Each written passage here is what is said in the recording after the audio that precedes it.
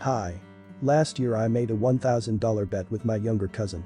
Usually when siblings play, it's about something fun like doing a backflip on a motorcycle or something crazy like that. But mine was purely artistic. So the bet was. I had to get 1,000 likes on ArtStation within 6 months for something I think is terrible. 2D painting and drawing. And to make things more interesting, if you were really successful, you wouldn't actually get anything. The deal was. If he failed, he would give him $1,000 and if he succeeded he would get nothing. So why would you do that, right? Why go through it? Basically, I've always wanted to learn painting, but somehow motivation was never there. And then I learned about loss aversion. In other words, you are much more motivated to keep something when you have something to lose. And it worked. For the next 6 months, almost every day I drew, painted, went to drawing classes on the weekends, all kinds of things. Learn how to draw. And I'm happy to say that with only 3 days left in the challenge, I disappointed my cousin by reaching 1,000 likes on ArtStation. Now, I'm not saying this to impress anyone, of course. I say this, although I learned a lot about drawing and painting, I learned a lot more about how to be an effective artist. Because before this, the way I learned Blender was the way most people learn new things. Which is. They learn it when they have time, they run, they watch tutorials no matter what. But when you have something to lose, like $1,000 you question things. So what I have done is. I have summarized the 7 most important lessons, the 7 most important habits of this presentation. And through all this, I also talk about the habits that some of the world-class professionals use today. You will learn what Stephen King, Picasso and even Kanye West have in common. So are you interested? Okay. The first habit is deceptively simple. Daily work. You have to work on your homework. Your artwork, every creative goal you have every day. Now you think about this and you think why every day? Why can't I do it when I have time? If I worked 1 hour from Monday to Friday this weekend, it's only 5 hours. Why can't I do 5 hours on Saturdays or Sundays? The point is that these big time blocks that we see for ourselves rarely work. And this is why most of the great historical artists achieve what they do, writing books, music, whatever, set the time every day. So, for example, J.K. Rowling wrote Hogwarts Worldwide, Harry Potter, over 5 years. And she did this while discovering a child. And instead of waiting for those big moments where he would have free time a distant weekend where he could block it with the kids and the babysitter, he worked on every opportunity he had, every day. Jerry Seinfeld wrote the Seinfeld series by putting an X on the count of every day he wrote jokes. And then, after having a few days in a row, her next goal was not to break that chain. Mike Birbiglia, another comedian and screenwriter, discovered that he started writing his film screenplays because he had too many encounters with other people. So instead, he did something interesting that met his screenplay. Every day in the cafeteria. To sit for 2 hours on a laptop and write. He found that he would not deter it by doing so. And personally, from first-hand experience, I can talk about daily work where it sounds simple. Who doesn't want to work? Every day. Everyone wants to do it. Why don't people do that? And the thing is. After working all day in the office, listening to your boss ramble about things, coming home, you're tired, the last thing you want to do is punish yourself by learning something new. Instead, you end up on Netflix, Reddit, video games, whatever. So one thing I found that worked for me was accepting to do as little work as possible. So in my case it was to put the pencil on a piece of paper and draw a line. So in the days when I felt I can't do anything, I don't want to do anything. I've had a hard day that I just want to sit back and relax, I'd say, okay, can I make a line? So I say can I make a line? The point is that when you clear the table, you take the laptop, you prepare all the pencils, you take the grinder, the eraser, you take the chair, the lighting, you sit down. Of course, when you do all this, you don't stop in a line. Before you know it, you've done a couple of hours. And you've just lost track of time. So getting started is often the hardest part. Once you can do that, it's always fine. That's what worked for me. Obviously, it's a much bigger topic, motivation, there are plenty of books on it if you're interested. Daily work. It always beats short sprints. The triumph world looks funny now, doesn't it? It is as if its meaning has changed. Number 2. Volume, not perfection. Who, frankly, would consider themselves a perfectionist when it comes to their art? Show of hands. Most people, right? Most artists have this disorder. And many artists will really consider one of its strengths. Being a perfectionist. Now, while striving to achieve a high standard of excellence and improving the work you did in the end, your perfectionist is actually undermining your growth. Because it prevents you from reaching the next epiphany in the next lesson. Ira Glass from the famous radio program This American Life said it best to say that the most important thing you can do is a lot of work. It is only by going through a volume of work that you want to close the gap. I would like to give a better known example. Think of Picasso. Most people can only identify a handful of their work. So they say yes, it's Picasso, we know. But in reality, its work library includes 800 paintings, 1,200 sculptures, 2,800 ceramics, 12,000 drawings, and this does not include prints, rugs or tapestries. But in this process I discovered that I completely remembered different facial measurements. I drew faces that were completely wrong. And they would never have gotten better unless I learned this. After finishing this, my faces were almost immediately improved. So. Because I stopped to learn again. If I had simply continued to practice makes perfect, it would not have improved. So really this graph looks a little better. When you include mindful learning, you go one step up. Your areas are really improving in larger quantities than if you were just practicing alone. Exercise is important, not wrong me. But does practice alone make perfect? I do not agree with that. It is conscious learning. It's not always fun, but it's the fastest way to grow. Rest. Who here has had an experience where you might be working on a scene in Blender and then you're stuck? You hit a wall. You really don't know what's going on and you're stressed. Who has had this experience before? Oh yes, a lot. Okay, that's good to see. Not just there. I have a lot. And you've probably had this experience too. Maybe you go away and start washing the dishes and suddenly you find the solution. Is rare. Maybe you're in the shower. You're somewhere and you just say, oh yeah, I could put the lightning on the other side, I could change the color of the shirt, which will match the thing. And you only think about this when they take you out of work. This is actually a strategy that most professional artists use. Egg. Does Stephen King recognize what he wanted to know? Stephen King says any novel, regardless of size, should take no more than 3 months to complete the first draft. But then after 3 months, stop working and not look at it for 6 weeks. 6 weeks, do something else, go on vacation or start another book. Do something else. Then after that, when you go back to it, it's like you're reading someone else's work. You see it from a completely different perspective. One that you would never have gotten if you had sat there and kept writing. From personal experience, I took this Star Wars King out for a couple of nights and really didn't know where to go. I was like black and white. Traditionally, it has a black background no matter what. I really didn't know where to go from there. So I took a 3-day break. I went and started some other drawings and did some other things. Then I went back to him after 3 days. And I remember feeling completely separate from him. In a good way.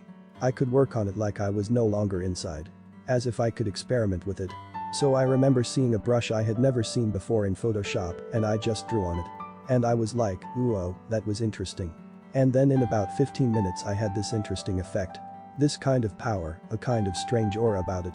And I would never have gotten there if I had continued working beyond those 2 days. That rest period gave me a period where I felt separate from him. Having this rest period is very important. It is also what we are actually doing now in Blender Guru as a strategy. So if we have 3 works of art that we want to create, like a trailer, like the Grass Essentials trailer, or something like that. Instead of doing all 3 of them, like, we fill in one to complete it, then we start the next one, and then the next one to finish it, then we start the next one. We do all 3 of them at the same time. We're working on this for 1 day, this for the next day, this for the next day so back. And every time you go back to it and you repeat the cycle and you repeat it one by one, you see things you would never have seen before. And I'm sure everyone can relate to this feeling, so it's rest. Take a break and look at your work with fresh eyes. Number 6 is feedback. We can imagine that when we think of original thinkers, great artists throughout history who were original, so they had to salute the critics, the detractors, the people who said, oh it's not good you shouldn't do that. They had to do it because they knew that what they were doing was right. But if you really look at professional artists and listen to interviews or biographies, you find that the exact opposite is true. They seek commentary more than anyone else. And that's the only thing I found true to look at musicians, writers, something like that. Everyone is looking for incredible amounts of comments. So, for example, Pixar, they have a space called the Brain Trust, which is that when you come into the room, your role is removed and you are free to say what you think. You can be a junior artist on day 1 and you can sit down and say, this movie sucks. Sitting next to you could be the CEO of Disney. And they both have the same opinion and will not be fired. You will have no consequences. It is a free process to say what you think. And this, says Ed Catmull, Pixar co-founder, is one of the most crucial parts to its success. Because his first movie sucks. And he went to great lengths to remind people how bad the early versions of his film are. He said that these are not these great masterpieces that just came out of the first day and just do it. It is through an iteration and feedback process. They changed the movie to make it completely different from what they started. That's the only way it gets there. And in terms of people looking for comments, the person who imagines they would be less likely to look for comments would be this guy. A guy who is sure where he is going. Kanye West. If you look at his most famous album, My Beautiful Dark Twisted Fantasy, this album was unanimously loved by critics. Some people say it is the best hip-hop album of the last decade. Or decades, or our generation. Just unanimously loved by all critics. This was the work of various artists. In fact, I looked. There were 38 artists and producers contributing to the album. He actually rented a studio in Hawaii and then flew with his favorite artists. People like Jay-Z, Rihanna, Drake, a lot of people come and they both contribute to the album, but also criticize it. Pusha T mentioned the process for this in an interview. Which was that he basically took people to a room and said, "What do you think of this?" And he was genuinely interested in what they had to say. And when you compare this to Pixar, a very similar process sounds. No one will be persecuted, that is a truly honest answer. And that's what can contribute to success. To give a 3D example, this is a kind of 3D lecture, Gnomon School. Who knows Gnomon? Have you heard of Gnomon? They are the world's #1 CG school. I think they have a 97% ranking. And I think the other school under it is 50%. Gale, they're doing amazing things there. And actually, I came to Australia, to Melbourne, and they had a weekend event. And I went there and I talked to Alex Alvarez, the founder. I said that although every student has a high level of excellence in each classroom, there are approximately 1 or 2 people who are rock stars. So Picasso has a tremendous amount of work, and most of us can only identify the successes, the big ones that really succeeded. So you have this high amount of work. And if you're wondering if the workload had something to do with success, research says yes. They examined 15,000 musical compositions by Beethoven, Mozart and the like, and found that the more compositions a composer produced over a 5-year period, the greater the likelihood that they would actually create a hit.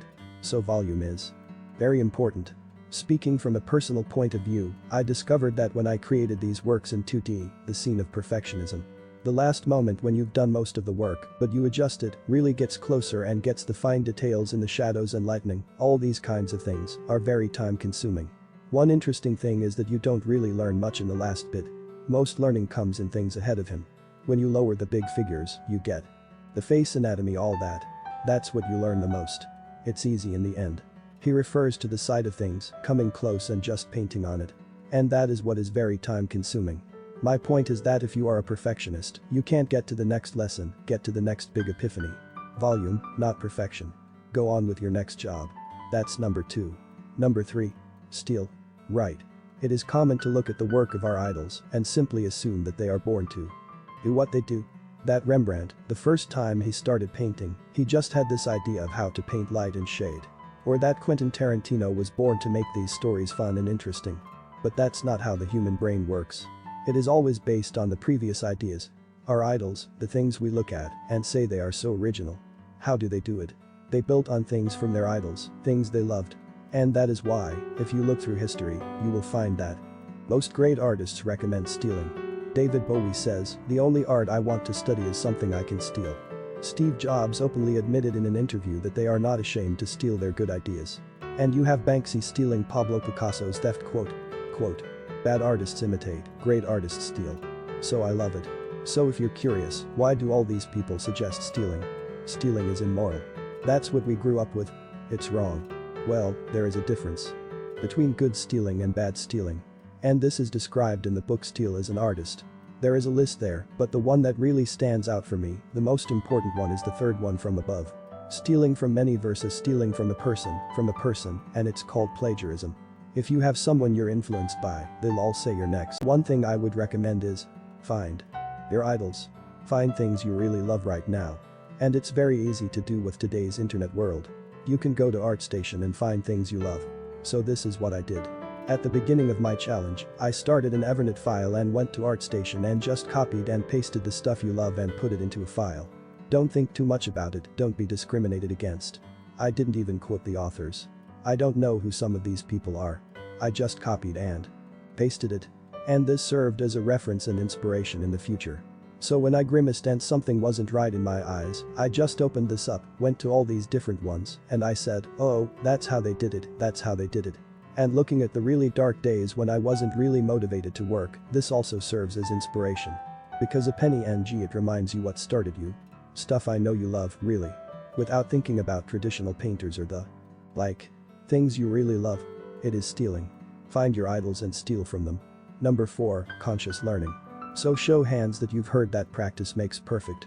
Most people. The other is, of course, if you want to be good at something, if you want to master something, you need 10,000 hours of practice, right? Well, I used to think this was the case. And this was the advice that I gave people in my podcast or in my tutorials. If someone sends an email saying, I want to be good at Blender, I say, you have to practice. Practice, practice, practice, but that's not all it is. Because the human brain is connected to avoid pain. Therefore, practice, if you are not careful about it, can actually become a source of procrastination. We tend to think of practices this way. The more time that goes on, the greater the results in the line graph. But in reality, it becomes a bit like this. You grow a little at first, but after that you can get stuck with pure practice. Before I started my challenge, I emailed a few people I liked and said, hey, can I ask you a few questions about painting? And one of them was the artist Eflem Mercier. I love his job. And he said something he had never heard before, which was that one of the biggest waste of time is not paying attention to what you're doing. Or in other words, doodling. And it didn't really dawn on me until later what I really wanted to say. One thing I like to do alone when working at home. Only on the computer. What I'm doing is a very lonely job. I don't talk to many people. And then at the end of the day, sometimes it's just listening to people talk. So I put on the headphones and listen to podcasts. Bill Burr, the podcast from your mom's house, lots of comedy. And it's relaxing for me. So what I do is, I open a notepad, take the headphones, listen to podcasts and just draw. Not really a goal in mind, but I just wanted to draw. And what he did was not good. It was really pretty awful. Some of them don't even look like humans. But I thought, you know, the old mantra. Practice makes perfect. If I continue like that, I improve. But looking at the previous work, I browsed through the pages and noticed that for a couple of weeks there was no difference between them. It did not improve over time. They were more or less similar. And I thought, I'm spending more and more hours here, but I'm not learning. So I thought, okay, I have to go back and I have to learn something. In fact, I hate to see some tutorials. Some tutorials, especially drawing theory videos, can be incredibly dry stuff. My wife took this photo of me when I saw a course in anatomy. One of the most boring courses I've ever seen. But I did, and I hated it. At the end of the day, I don't want to challenge myself. And I'm sure you can relate to that. After having a difficult day, if you want to sit down with Blender, sometimes you just want to do what you know, right? And I hated doing those things. It will lead to huge amounts of success, and you will have no problem finding a job in the future. And then I asked him, what sets rock stars apart from all other students? And without missing a beat, he said, they look for criticism, and they really listen to it. He didn't mention composition, lighting, storytelling, any of those things. It was the only thing that really set rock stars apart from the rest of the pack. Very interesting. And from a personal point of view, I can answer and say that I had this job here, I was not happy with it. I posted on Twitter and got some feedback, but I wasn't quite sure where to go. I was actually at the Noman event and there was Dylan Ekron, who is a Disney artist. And I walked up to him and said, hey, can I show you some work? You know, pop my balls and say what you think of him. And he said sure. I took out my iPhone and immediately pointed to it and say, you have two different light sources, which is very strange, with backlighting and headlights it doesn't match. And you also have two different styles. You have a cartoon style face, and then you have realistic hair. You have to combine them. Interesting. Immediately, I knew exactly what he was referring to. And it only took me a minute, but it saved me hours of work. I worked with this and it improved a lot. I hope to say that it got a little better. So it's get feedback. It is worth its weight in gold. Number 7 is to create what you love. Personally, I think motivation is a very overlooked area of art. We tend to imagine that great artists could get any subject and could do well.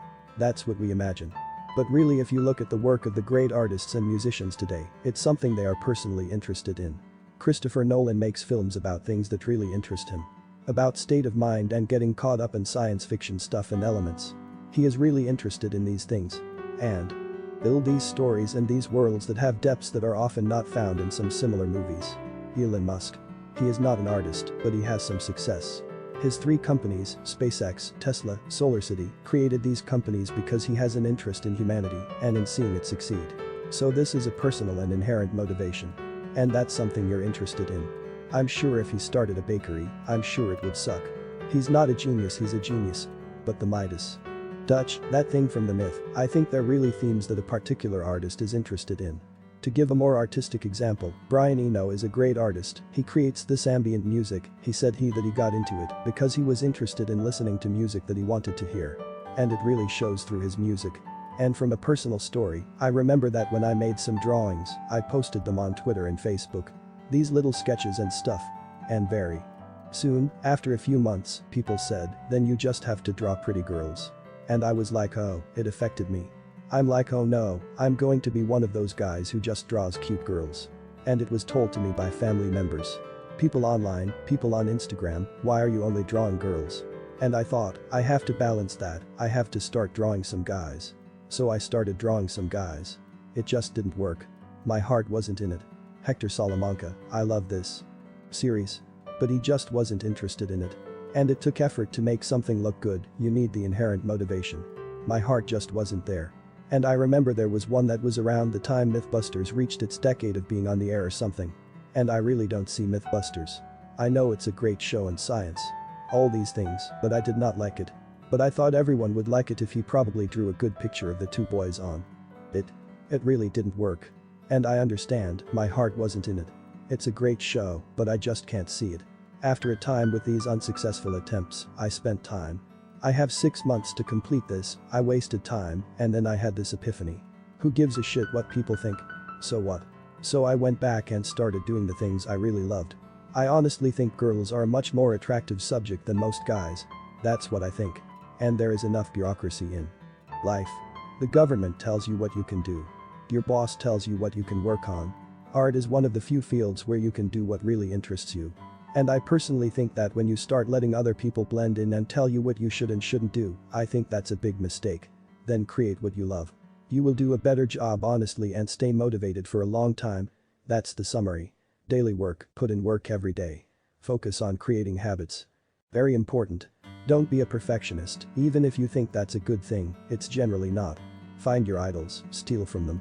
Conscious learning, even if it stinks a little, go and find out what your weaknesses are and attack them. Take a break, it's often better than just working on it. Get feedback from everyone. It is not good to put your head in the sand and go through it. And finally, create what you love. Thank you.